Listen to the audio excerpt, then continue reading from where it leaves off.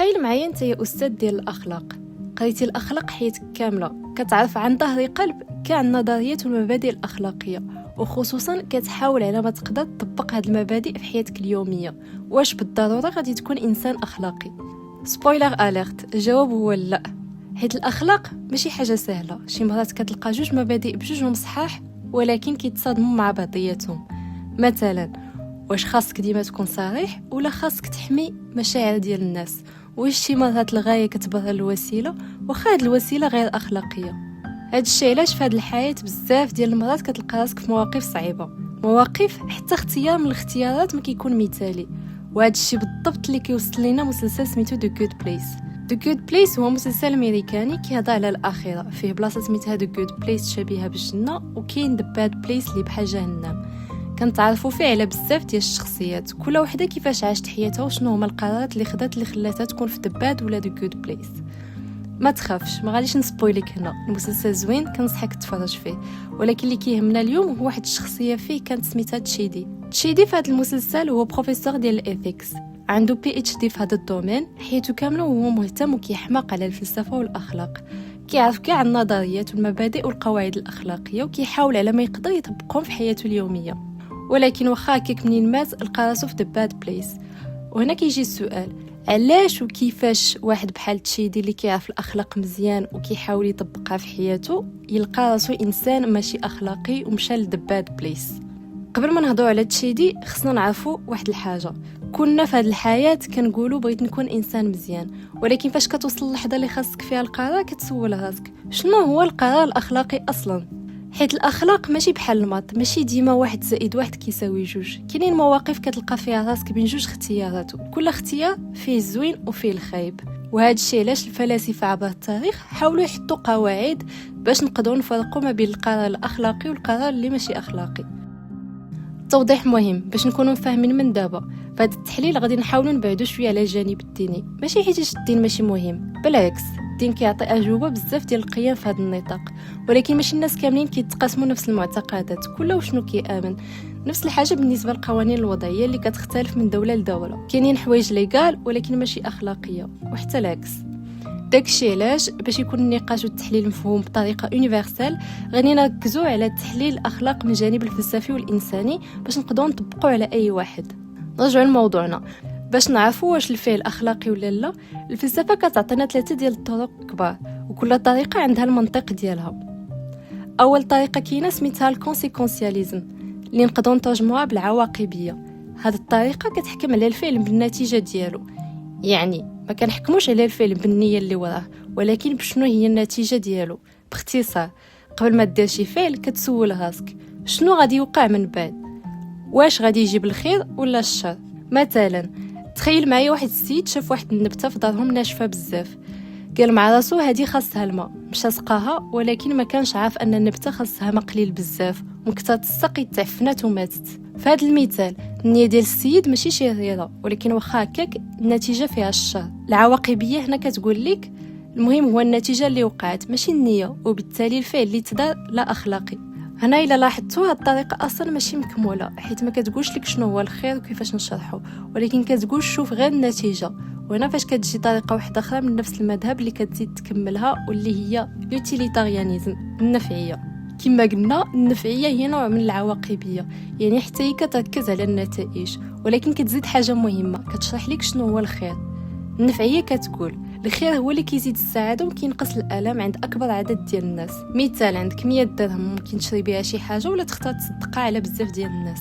النفعيه كتقول الا صدقتي داك الفلوس غادي تفرح وتنفع اكثر عدد ديال الناس اللي محتاجين اكثر منك، حيت انت ما محتاجش. دونك هنا زدنا السعاده وقللنا الالم ديال داك الناس، وبهذا هذا الفعل اخلاقي. مثال اخر اللي مشهور، نقول ركبتي في الطوبيس وكان كرسي واحد خاوي، الا جلستي فيه انت غادي ترتاح، ولكن الا خليتي لسيد كبير في العمر هو غادي يرتاح اكثر منك، حيت هو الا وقف غادي يبقى معذب اكثر منك نتايا. اذا الفعل الاخلاقي هو تخلي داك السيد يجلس في بلاصتك. هنا كيبان هذا الشيء واضح، ولكن الا طبقنا هذه الطرق كنطيحوا في بزاف ديال المعضلات الاخلاقيه، وكيبان عندها بزاف ديال السلبيات.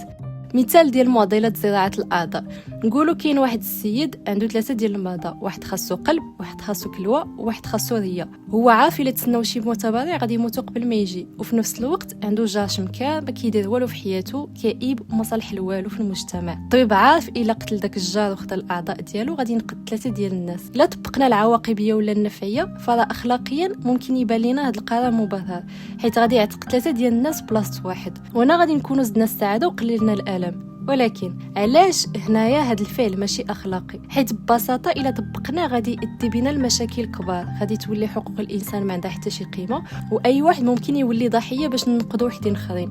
الثقه في المجتمع غادي تطيح. تخيل معايا الناس كاملين عارفين ان الطبيب ممكن يقتلك باش ينقذ ناس اخرين، دونك حتى واحد ما غادي يبقى يثيق في السبيطار ولا في الطبيب، وهنا النتيجه على المدى الطويل غادي تكون كارثيه. ومن غير هذه القضيه الفلاسفه والمفكرين انتقدوا هذه الطريقه حيت عندها حدود اخرين. مثلا حنا كنعرفوا ان الحياه ماشي غير السعاده والالم، كاينين بزاف ديال الحوايج وحدين اخرين مهمين، مثلا العداله، الكرامه، النيه، الثقه، المبادئ الى اخره. مثال بسيط، الا ضحيتي بواحد بريء باش ترضي الاغلبيه، واش هذا الشيء عادل؟ واش كرامه داك الشخص بقات عندها قيمه؟ وهنا نقدروا نقولوا مع الاسف النتيجه بوحدها ما كتساويش الاخلاق. داك الشيء علاش جا ايمانويل كانت بطريقه جديده. كانت كيشوف ان القيمه الاخلاقيه ديال الفعل ماشي في شنو خرج منه، ولكن في علاش درتيه، حيت بالنسبه ليه النتائج ماشي ديما نقدروا نتحكموا فيها. بمعنى نقدر ندير شي حاجه بنيه مزيانه ولكن الظروف تبدل وتولي النتائج خايبه. نعاودوا ناخذ نفس المثال ديال قبيله، السيد شاف واحد النبته في دارهم ناشفه بزاف ومشى سقاها، وما كانش عارف ان النبته خاصها ما قليل بزاف، وكثرت السقي تعفنات وماتت. في هذه الحاله واش نقدروا نقول هذا السيد دار فعل غير اخلاقي؟ كانت كيقول لا، حيت النتيجه ماشي هي المعيار الاساسي اللي كنحكموا به واش الفعل اخلاقي ولا لا، حيت شي مرات كتكون خارجه على السيطره ديالك. كيقول لك المهم هو النيه ديالك والسبب اللي خلاك دير داك الفعل، وهاد النيه خاصها تكون مبنيه على الواجب وعلى المبدا الاخلاقي، ماشي على المصلحه ولا على الخوف. وباش نفهموا شنو هو الواجب عند كانت خليني نعطيكم مثال بسيط. واحد التلميذ كيقول الصدق حيت خايف يتفضح، واحد اخر كيقول الصدق حيت كيشوف الصدق واجب حتى الا تضر هو شخصيا. عند كانت ماشي بجوجهم عندهم نفس القيمه الاخلاقيه، واخا النتيجه ممكن تكون نفسها. هنا كانت كيفرق ما بين جوج انواع ديال الافعال: الفعل المطابق للواجب، فعل من الواجب. فعل مطابق للواجب يعني كدير حاجه صحيحه ولكن السبب ديالك ماشي اخلاقي. مثلا كما قلنا قبيله كتكون صادق حيتاش خايف تفضح، ولا كتعاون شي واحد غير باش الناس يقولوا عليك مزيان، ولا كتحترم القانون غير حيتاش خايف من العقوبه. الفعل هنا صحيح ولكن الدافع ديالك ماشي هو الواجب ولكن المصلحه ولا الخوف، هنا غادي تكون ماشي اخلاقي. الفعل من الواجب، كانت كيقول خاصك دير الصح حيت هو الصح حتى الا كان ضد المصلحه ديالك. وهنا كنوصلوا للفكره الكبيره اللي عند كانت. كاين واحد القانون الاخلاقي اللي خصو يطبق على اي انسان وفي اي وقت، وسماه لامبيراتيف كاتيغوريك، يعني كاينين تصرفات خاصك ديرهم حيت هما واجب، ماشي حيتاش غادي تربح شي حاجه من وراهم. مثلا ما تظلمش، احترام الانسان الى اخره. دابا ممكن تكون كتسول راسك كيفاش نعرف واش هذا الواجب اللي كنحسوا به فعلا واجب اخلاقي ولا غير رغبه ولا مصلحه. هنايا كانت عطانا واحد الطريقه باش نختبروا بها اي فعل واش اخلاقي ولا لا. الاختبار الاول التعميم، لونيفرساليزاسيون. هنايا كانت كيقول قبل ما دير اي فعل سول راسك واش نقدر نتمنى هذا التصرف يولي قانون عام على كاع الناس. الا الجواب هو لا، هذا الفعل ماشي اخلاقي. مثلا الا شفرت حيتاش محتاج، واش نبغي كاع الناس يشفروا وتولي حاجه عاديه؟ ولا الا غشيت في الامتحان واش نبغي كاع الناس يغشوا؟ الا كان الجواب هو لا فهذا الفعل غير اخلاقي. اختبار جوج، قاعده الكرامه. الانسان ماشي وسيله. هنا كانت كيعطينا قاعده جوهريه: عمرك تستعمل الانسان كوسيله، يعني ما خاصكش تستعمل الناس باش توصل للهدف ديالك. وهنا غادي نعطي بزاف ديال الامثله حيت مع الاسف هذه القضيه منتشره بزاف في المجتمع. مثلا شي واحد كيدخل في علاقه غير باش ما يبقاش بوحدو، ماشي حيتاش باغي داك الشخص بحد ذاته، هنايا يستعملو كوسيله باش يعمر الفراغ ديالو. شي واحد كيكذب على شي واحد باش ياخذ خدمه ولا باش يعطيه فلوس، هنايا يسلب داك الشخص الحريه ديال الاختيار حيت خلاه يبني القرار ديالو على كذبه، وبهذا استعملو كوسيله. واحد في خدمته كيبان زوين مع الناس غير باش يترقى في المنصب، ومنين وصل قلب عليهم، هنا كذلك استعملهم كوسيله. شي واحد كيبدا يبكي ولا كيبان كضحيه غير باش يخليك دير شي حاجه بغا منك، هنا كذلك كيستعمل الانسان كوسيله. قاعده 3 Kingdom of Ants.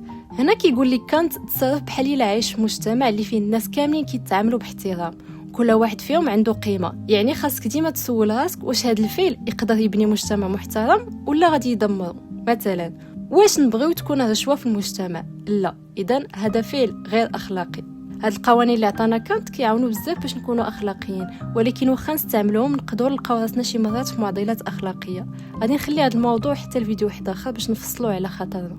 اخلاق من منظور ارسطو، المذهب ديال اخلاق الفضيله مختلف على هادشي اللي شفنا قبل. ارسطو كيقول لك اخلاق ماشي غير قرار كديرو في واحد اللحظه، اخلاق هي شكون كتولي مع الوقت. يعني ماشي غير شنو درتي اليوم، ولكن شنو هو النوع الانسان اللي غادي تولي الا بقيتي كدير هادشي كل نهار. ارسطو كيشوف ان الفضائل مثلا الصدق، الشجاعه، العدل، الصبر الى اخره بحال شي عضلات ما كتزيدش غير بالهضره ولا بالنيه، كتزاد بالتدريب. من اشهر الافكار عند ارسطو هي الوسطيه والاعتدال، يعني اي فضيله كتكون في الوسط بين جوج حوايج خايبين. مثلا الشجاعه الوسط ما بين الجبن والتهور، الكرم الوسط ما بين البخل والتدبير، الثقه الوسط ما بين النقص والغرور. هنايا نكونوا عرفنا اكبر النظريات الاخلاقيه، ودابا نقدروا نرجعوا لتشيدي كما قلنا كيعرف هاد المبادئ كاملين وهاد القواعد كاملين، وكيعرف حتى الحدود ديال كل وحده، وكيعرف المعضلات الاخلاقيه اللي كيطيح فيها الانسان. هاد الشيء اللي خلاه يكون متردد في اي قرار كياخذه في حياته، وهاد التردد ديالو خلى كاع الناس اللي دايرين به يعانيو ولات حياتهم عذاب. هاد القضيه خلاته يكون انسان ماشي مزيان. ولكن كيفاش نتفاداو نكونوا بحال تشيدي؟ حتى الفيديو واحد اخر غادي نحلوا مجموعين هذا السؤال ونجاوبوا عليه. ولكن دابا كنظن تكون كتسول راسك سؤال اخر كبير من هذا: علاش اصلا خصنا نكونوا اخلاقيين؟ شنو الهدف؟